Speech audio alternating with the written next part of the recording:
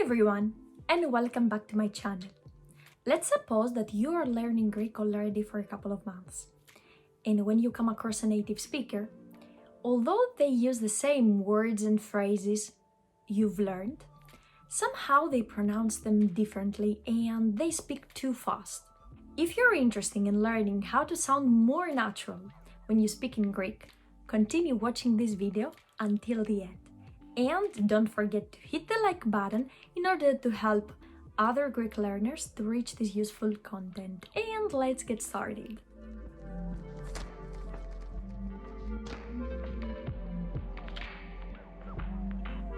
In my opinion, having an accent in Greek or any other language embraces diversity.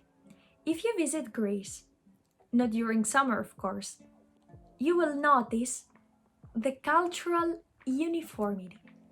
In such a society, having an accent works as a conversational starter. People are interested to know where are you from and why do you learn Greek. It can be a wonderful way to break the ice and make new friends, as long as you are able to put the message across. If people have no troubles understanding you, your accent can foster curiosity and expand your social circle in the new country. I've noticed that many Greek language learners tend to pronounce epsilon like E. I suppose there are two possible explanations for this mix-up. In English and many other languages, this letter sounds like E indeed. For example, in the word dɪ଼skrʌɪb or the word rɪʻleɪt. It's true as well that epsilon resembles ypsilon, that sounds like E. The best way to avoid mistakes is by remembering that epsilon is the only single letter that corresponds phonetically to E.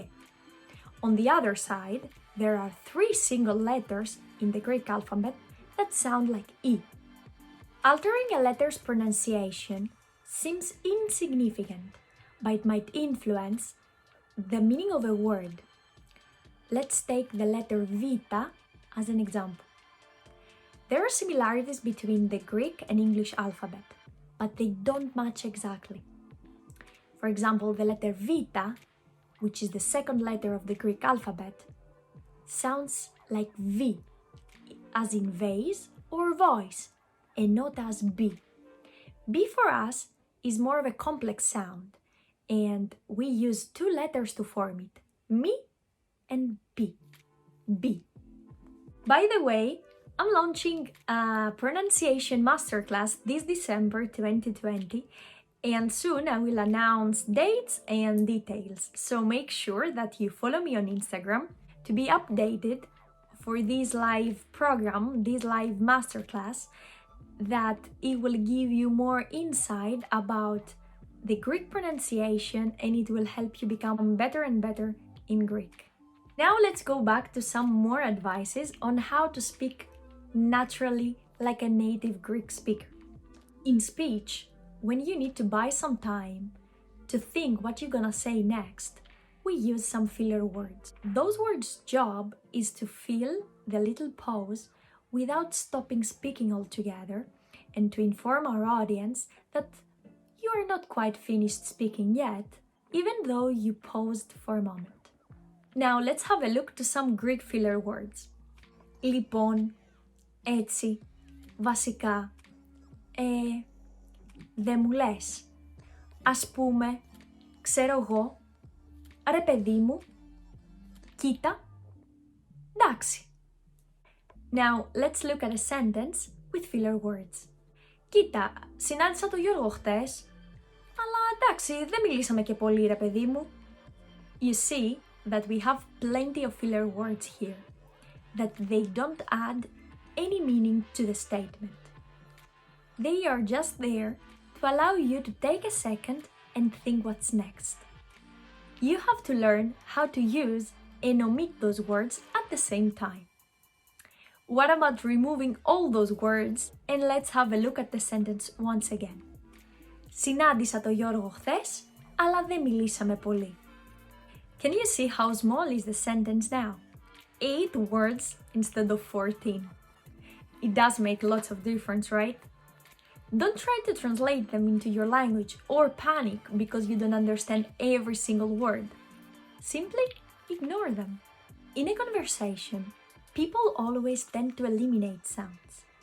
Grammatical phenomena like the weak forms or replacing a vowel with an apostrophe help us deliver a message quicker. This happens even in English when people practice fast speech. Fast speech isn't really about speaking quickly, but it might sound very quick to you since you are a non-native Greek speaker. It simply refers to the way that native Greek speakers change or eliminate sounds as they speak normal, everyday Greek. And you can achieve this by using contractions. A contraction is a shortened form of a word that omits certain letters or sounds. In a contraction, the apostrophe represents the missing letters. This happens all the time in English, especially with verbs. For example, instead of saying you cannot, we say you can't.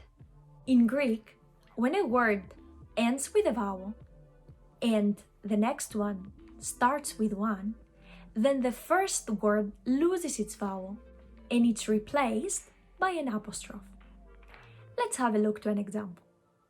Instead of saying σε ευχαριστώ πολύ, we say σε ευχαριστώ πολύ.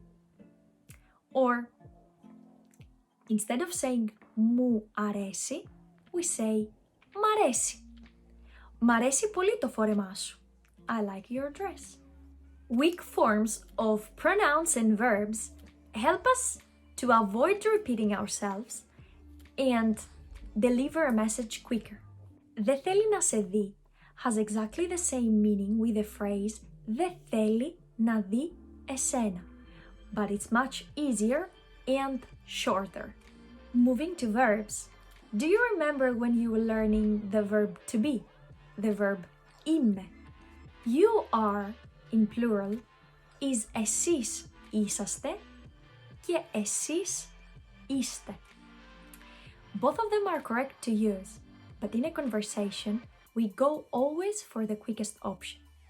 And it's good for you to know both, so you won't be caught by surprise when you hear the question «Συγγνώμη, είστε καλά?» Sorry, are you alright? In a polite, nice way. Thank you so much for watching this video. If you enjoy the lessons, please like and subscribe to my channel, and we will see each other next week to our next lesson. Bye for now.